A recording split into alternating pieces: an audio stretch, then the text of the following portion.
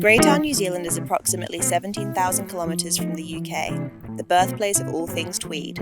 But this Easter Saturday, a group of cyclists from all over New Zealand will come together for the second running of Blackwell & Sons National Tweed Ride. We were inspired to run the Tweed Ride to create an event in the Greytown events calendar, and unashamedly it's about tourism, to bring people to Greytown, but it's also to celebrate a slow style of bicycle event that doesn't involve putting on lycra and racing to get across the finish line first. So we're really celebrating a lifestyle that's quite prevalent here in Greytown of casual cycling, cycling up to the cafe, picking up pure vegetables from the village market. It's really about slow cycling and enjoying it, and that's really what Tweed riding is all about. The 2022 route trundles around the west side of Greytown from 1 p.m.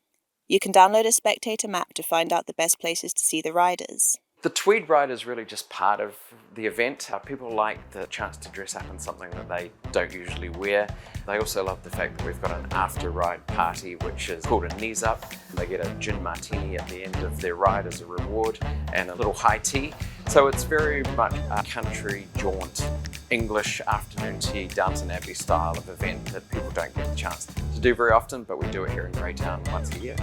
Last year's event attracted all kinds of people, from teenagers to octogenarians. Participating Tweed lovers don't need to worry about breaking a sweat in their hardy woolen attire. The ride spans less than 10 kilometres and is taken at a leisurely pace. For the most part, we attract all sorts of people to Tweed riding, and it's mainly because it's a chance to dress up and do something a little bit fun and a little bit silly. We sell some selected Tweed items, so we've worked with Hills Hats and Petone to develop some Tweed helmet covers, so everyone can wear a safe helmet and make sure that they are riding safely, but they can jazz it up with a little bit of English tweed cover. Greytown residents John Argue and Ruth O'Brien are counting down to the big day, airing out their tweed and oiling their chains in anticipation. Of course we're Absolutely. excited. Yeah, it's great, and that long may it continue. And the weather stays good. If you compared with something else that we could have here, like Formula One racing or something like that, it would all be wrong.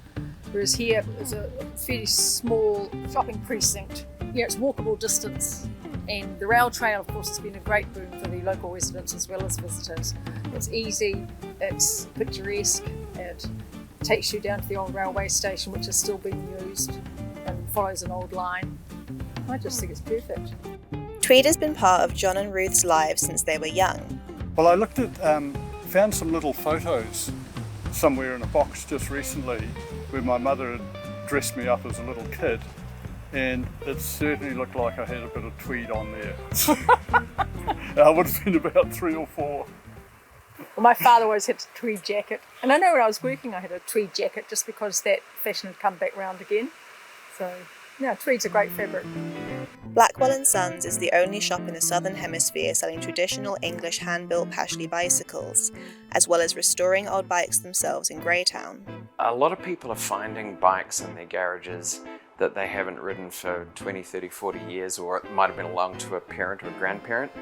In many cases those bikes aren't in great condition, but they're bringing them into our workshop and we can restore them and bring them back to life, and it's a lot of fun for our team to work on those. But this business is anything but old-fashioned, with vintage-style e-bikes for hire and purchase. I've always been into bikes right from being a child and riding to school like so many kids did in the 70s.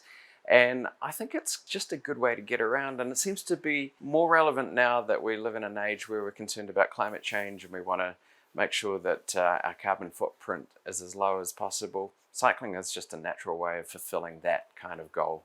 Prizes will be given on the day for best dressed, best decorated bicycle, best facial hair and most unique bicycles. Tickets have already sold out, but who's to stop passers-by from ogling on roadsides with their box brownies, grandpa's binoculars or swish monocles?